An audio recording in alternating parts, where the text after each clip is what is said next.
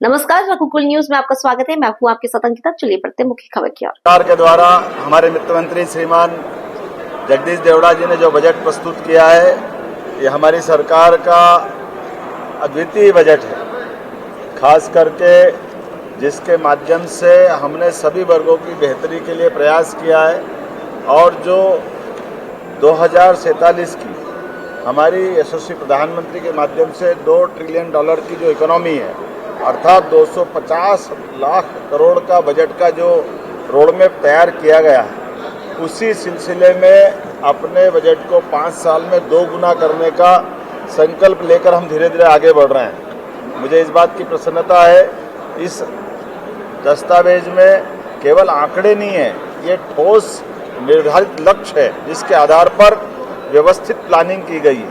गरीब, महिला, किसान, युवा सभी वर्गों की बेहतरी के साथ साथ ये बजट गांव, गरीब और खास करके व्यवस्थित प्लानिंग के भरोसे से मध्य प्रदेश विकास के मामले में एक नई, केवल सड़क पे चलने की स्थिति नहीं, हवाई उड़ान की तरफ आगे बढ़ेगा। मुझे इस बात की प्रसन्नता है कि जहां इसमें सर्वहितैषी योजना के माध्यम से हमारा राजकोषी जो अंदाज है, जिसके आधार पर ये बजट को डबल करने का प्लान बनाया गया है, ये बजट पिछले बार से 15% ज़्यादा है, अर्थात 4,21,032 करोड़ का ये बजट है जो आज तक के सारे रिकॉर्ड से बाहर जा रहा है और एक अलग प्रकार की अपनी हमारी तरलता की, आर्थिक स्थिति की सुदृढ़ीकरण की बड़ी पहचान बन रहा है। मैं मान के चलता हूँ इस बजट के माध्यम से जो हमारा 2025-26 का बजट है, 2025-26 के बजट में 24-25 के बजट की तुलना में जो राजस्व में जो वृद्धि हुई है वो 7% हुई है और 2025-26 की तुलना में 2024-25 की अनुमान से पूंजीगत व्यय में ये खास बात गौर करने लायक है, इसमें 31% वृद्धि का अनुमान रखा है। हमारी निवेश की 31% का जो कल्पना की है, वाकई ये अद्भुत है। ये मान के चलो कि ये राज्य के आर्थिक दृष्टि से रीढ़ की हड्डी के रूप में काम करेगा।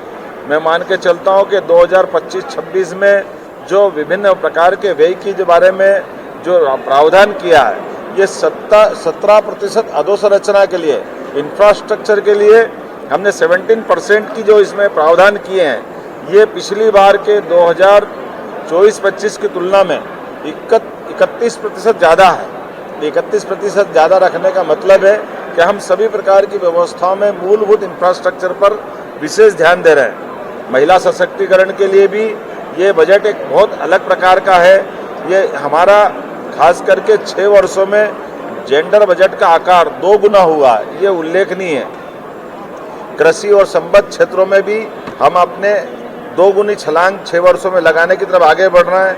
उज्ज्वल भविष्य के लिए बच्चों के शैक्षणिक, सामाजिक, भावनात्मक, शारीरिक विकास सभी प्रकार से, अर्थात बाल बजट को भी 6 वर्षों में 2 गुना करने का इसमें लक्ष्य दिखाया गया है।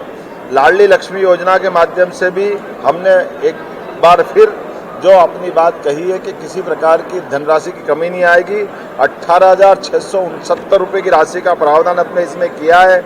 लाडली लक्ष्मी योजना, मुख्यमंत्री प्रसूति सेवा योजना, जल जीवन मिशन, जिसमें ड्रिंकिंग वाटर के लिए सब मिलाकर के लगभग 18,500 करोड़ की धनराशि इन माध्यम से भी रखी है।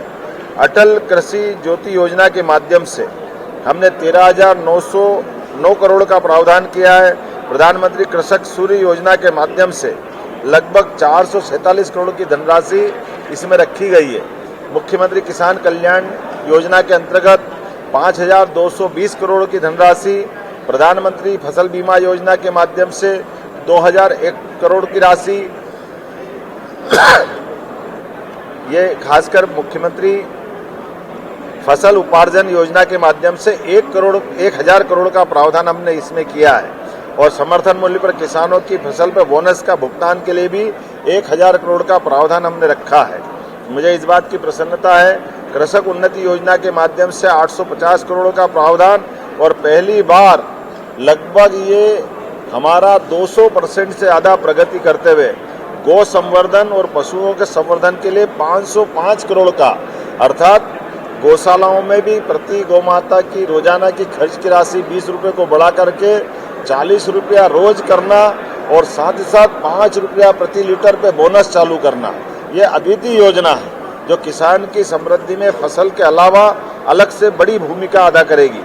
अटल गृह ज्योति योजना के माध्यम से गरीब कल्याण का हमने जो मिशन हाथ में लिया है, इसमें 7,132 करोड़ का प्रावधान हमने किया है और खास करके 5 हार्स पावर के कृषि पंपों, प्रेशर, एक बत्ती कनेक्शन, निःशुल्क बिजली प्रवाह इत्यादि योजनाओं के लिए 5,299 करोड़ की धनराशि का प्रावधान किया है। संबल योजना में 700 करोड़, जन आरोग्य योजना में आयुष्मान के माध्यम से उल्लेखनीय है कि आयुष्मान योजना के कार्ड धारक और उनसे लाभान्वित होने वाले प्रदेश के आंकड़ा अगर उनकी आबादी का लें तो पूरे देश के सभी राज्यों में मध्य प्रदेश इसमें सबसे फर्स्ट है और ऐसे में हमने फिर इसकी राशि बढ़ा करके 1,277 करोड़ रुपए करने का प्रयास किया है। हमारे आदिवासी अंचल के लिए मकान देने के लिए पीएम जनमन योजना के माध्यम से 1,100 करोड़ का प्रावधान भी इसमें किया है।